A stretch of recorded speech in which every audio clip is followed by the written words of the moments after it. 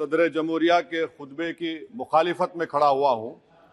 मैं बरसर इख्तिदार जमात से जानना चाहूंगा, क्या ये सच नहीं है कि आप ही के आदाद शुमार 75वां NSSO का डेटा ये कहता है कि 25% मुस्लिम बच्चे पैसों की गुर्बत की वजह से तालीम से ड्रॉप आउट हो जाते हैं। क्या ये सच नहीं है कि 7 साल से ऊपर जो बच्चों का खवानगी का तनासुब है तमाम मज़ाहिब में सबसे कम मुसलमानों का है?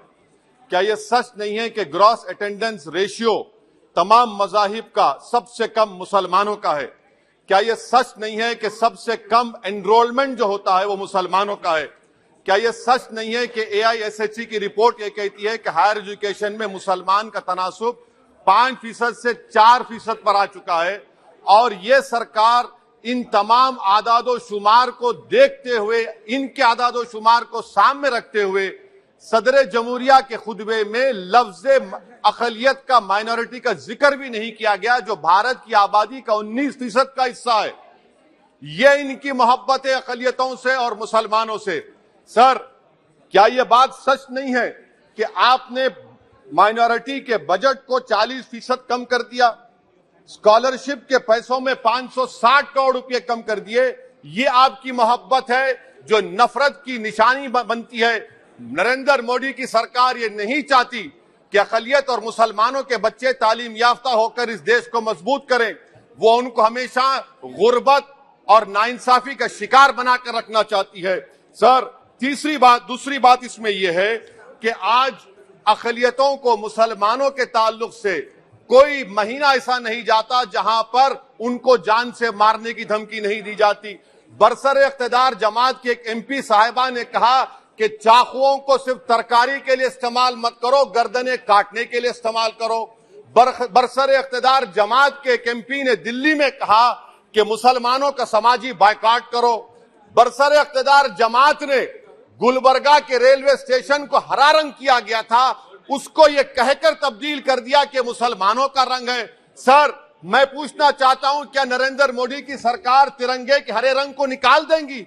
क्या हरा रंग मुसलमानों का है? क्या नरेंद्र मोदी की सरकार खरबूजे पर पाबंदी आयद कर देगी और देश की जनता से कहेगी कि नागपुर में आपके हेड ऑफिस में उगा हुआ सिर्फ संतरा खाया जाएगा? सर, नारी शक्ति की आप बात करते हैं तो बिल्किस बानो अगर मुसलमान नहीं होती तो बिल्किस बानो को इंसाफ मिल जाता। 20 साल से बिल्किस बानो लड़ रही है मगर उसका नाम बिल्किस बानो है। आप इंसाफ नहीं करना चाहते बिल्किस बानो से। ये नारी शक्ति आपकी है। पसमानदा मुसलमान से आपकी मोहब्बत, दीजिए 1950 के प्रेसिडेंट ऑर्डर तरमीम करिए, दलित मुस्लिम का स्टेटस पसमानदा को दीजिए। आप नहीं देना चाहते। क्या मजहबी आजादी का उनको हक हासिल नहीं है? स्पीकर साहब, मैं मुसलमान हूं, मेरे बगैर ये मुल्क नामुकम्मिल है। मैं इस मुल्क का यरगमाल नहीं हूं, मैं इस मुल्क का कैदी नहीं हूं।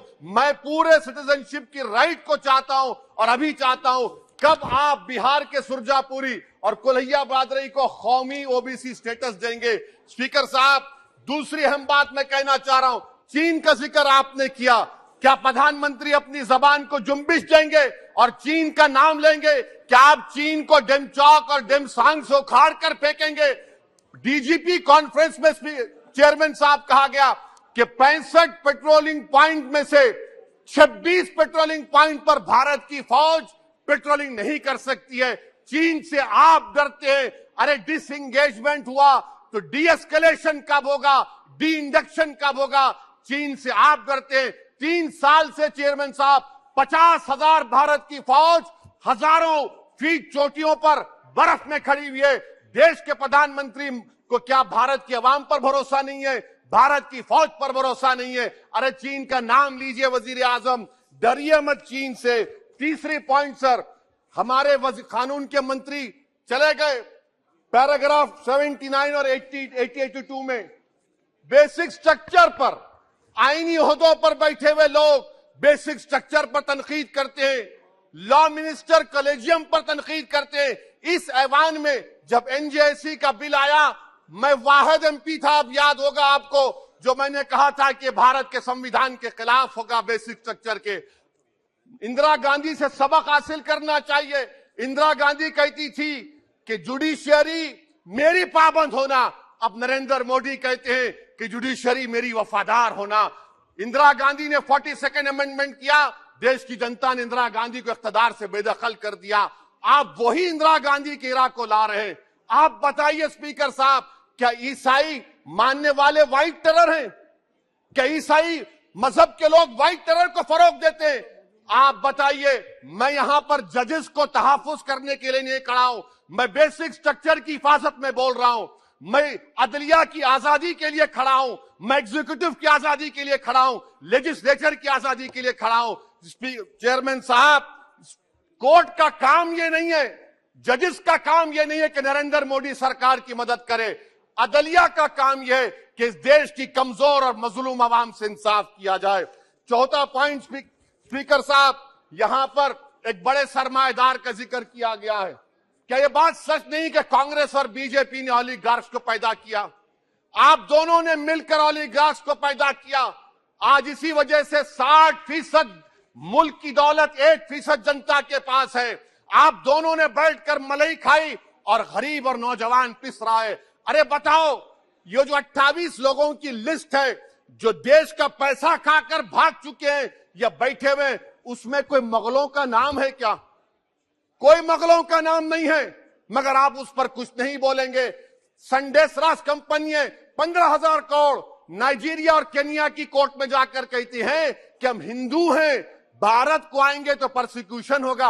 आपने कोर्ट में कुछ नहीं कहा, वहां पर एसआईटी आपने बनाई। मगर शुक्र है, मैं लाइटर वेन में कह रहा हूं कि हाइडनबर्ग अगर यहां होता तो यूएपीए लग जाता उस पर। और सर, मैं नरेंद्र मोदी सरकार को मशवरा दे रहा हूं लाइटर वेन में कि ये अंग्रेजी का अल्फाबेट ए बड़ा अशुभ है आपके लिए। AA को आपने कहा कि बेटा फाइटर एयरक्राफ्ट बनाओ, बैंकरप्ट हो गया। अब कैपिटल A को आपने 17 इंडस्ट्री दे दिए, हम पूरे विश्व में मार्केट कैप हमारा 5वें नंबर पर आ गया। सर देश के प्रधानमंत्री से बताना चाह रहा हूं कि वजीर दाखिला का नाम भी ए से शुरू होता है।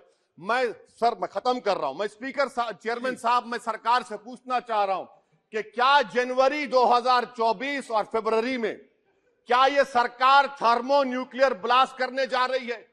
क्या आपने हमारे अतराफ में देख लिया कि उसके वाक़े व नताइज क्या निकलने वाले हैं? चेयरमैन साहब, मैं आपको बता रहा हूं कि चीन के बारे में क्या हमको बीबीसी की रिपोर्टिंग की जरूरत पड़ेगी, जिस तरह 2002 गुजरात के बारे में कहा गया। स्पीकर साहब, अकलियतों के बारे में, मुसलमानों के बारे में एक शायर ने कहा था, आग से आग बुझाने को कहा जाता है, जख्म पे जख्म खाने को कहा जाता है। हम वफादार है बताने के लिए, हमको अपना सर कटाने के लिए कहा जाता है। सर, देश के प्रधानमंत्री पूरे फॉरेन टूर में जाते हैं, वहां पर गांधी का नाम लेते हैं।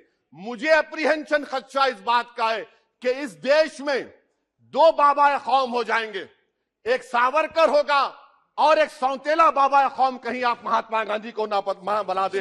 तो सर मैं खत्म कर रहा हूं सर। इसीलिए मैं आपके जरिए से हुकूमत से मुतालबा करता हूं कि प्लेसेस ऑफ वर्शिप एक्ट को डिस्टर्ब ना किया जाए, मुसलमानों का अक़लियतों का बजट बढ़ाया जाए, बिल्किस बानो से इंसाफ करिए, चीन से मत डरिए प्रधानमंत्री, चीन को काट पर फेंकिए। शुक्रिया। Now be the first to know about the latest updates on our new news app. Go on your Android or iOS, search for HW News Network. Download our app, choose the language you prefer to get updates in, and be up to date with the latest news.